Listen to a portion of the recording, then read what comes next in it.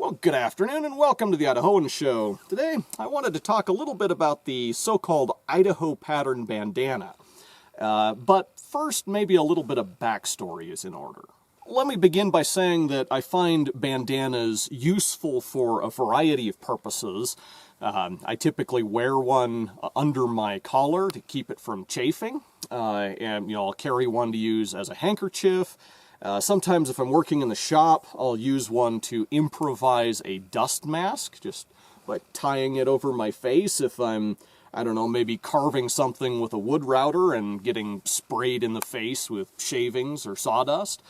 I don't think I've ever been injured seriously enough in the field that I had to use one for a bandage, but that's another use that I think something like this could be put to in an emergency.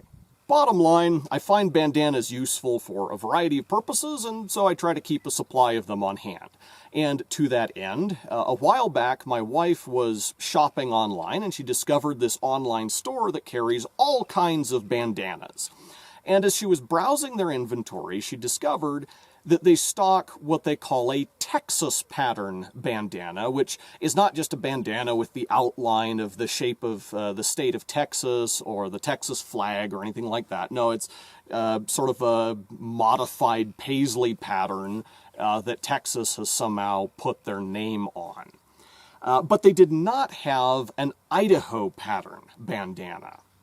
And however, they do offer custom printing services on bulk orders of bandanas, and so that got us thinking that maybe we needed to come up with an Idaho pattern bandana. So the graphic design project of developing an Idaho bandana pattern fell to my lot, of course, and this is what I came up with. Now, invariably, someone is going to ask me, well, what does it mean? Is there any symbolism behind this pattern?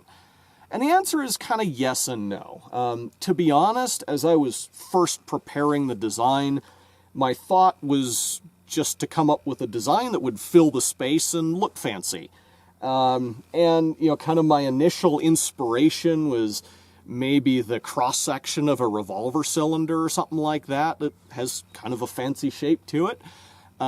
The trouble, though, is that a revolver cylinder generally is six-sided, sort of hexagonal, whereas a bandana is four-sided. It's a square, and so how do you iterate on that to make that pattern work? And that's kind of how I came up with all of this.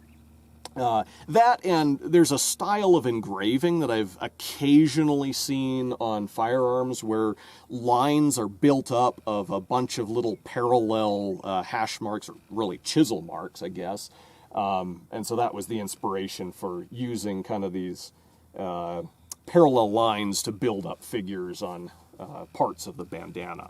Now, that said, looking back at this design that I came up with, I can see a variety of symbolism that you could apply to it if you felt so inclined. And exactly how you interpret that symbolism will probably depend on your own values and preferences. For example, maybe you've got one guy who comes along and he's a really evangelical Christian. And so he sees this and immediately says that, we've got all these cross shapes, so that must symbolize Christ. And the bandana is red, so that is the color of blood. And then we've got these, six-sided devices, which if in Judeo-Christian numerology, the number 6 is sometimes considered the number of man. So maybe this somehow symbolizes man or humankind. But then there's sort of a star-shaped pattern in the center of that. So could that maybe be the Holy Spirit? And so he says, I'm going to wear this as a symbol that man is saved by the blood of Christ, and once you're saved, the Holy Spirit comes and lives inside of you. Then maybe you've got another guy who comes along, and he's, less evangelical and more political. And so he sees this, and he says, that looks like a crusader cross. Or, when you put it in a circle like that, it could also be a crosshair from a rifle scope. And then, of course, you've got the revolver cylinder motif going here. And so I'm going to wear this as a symbol that I'm a crusader for gun rights. And then maybe you've got a third guy who comes along and says, I'm going to wear it just because it's a funny looking pattern and I think it looks good. And at the end of the day, those are probably all equally valid interpretations. Anyway, so I came up with this design. We placed an order for some custom bandanas from this online store, and it turned out that their minimum order for custom bandana printing jobs was pretty large, well over 100 bandanas. And so, you know, we put a few of these in my clothing drawer, and then we've got a box of them sitting on a shelf that we haven't touched yet. And I think there's a couple of ways that this could work out. One is just that I pull bandanas from that box whenever I need them, and I've got a lifetime supply of unique Idaho pattern bandanas. And I'm okay with that. But the other alternative, of course, is since we've got a surplus, we might as well try offering them for sale, just in case there's anybody else out there who'd be interested in a unique Idaho pattern bandana. And if we end up selling out of them, we can always order more. You know, in fact, if they're popular enough, we could even order a couple of different colors. I mean, I like the red, but I wouldn't mind having these in a few other colors, maybe, you know, dark blue, green, white.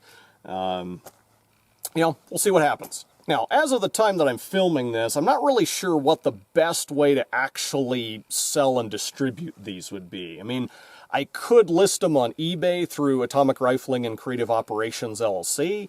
I could give some of them to Dollarhide Mercantile to distribute. I know that Dollarhide didn't really work out for distributing my muzzle loaders, but that was mostly because their payment processor dropped them as soon as they found out that they were dealing in muzzle loaders, and so that wouldn't be a problem for something like a bandana. So maybe they could handle distribution of these, or, you know, Perrine Man Press down in Twin Falls already deals in a variety of custom apparel, so, you know, maybe they'd be interested in something like this. But as I get all of that figured out, I will post purchasing information on my website where I can keep it up to date as needed, and that should be up by the time this video gets posted. So if you're interested in purchasing an Idaho pattern bandana, head over to my website for information on how to do that. There should be a link to my website at the end of this video. And as always, thank you for watching The Idahoan Show.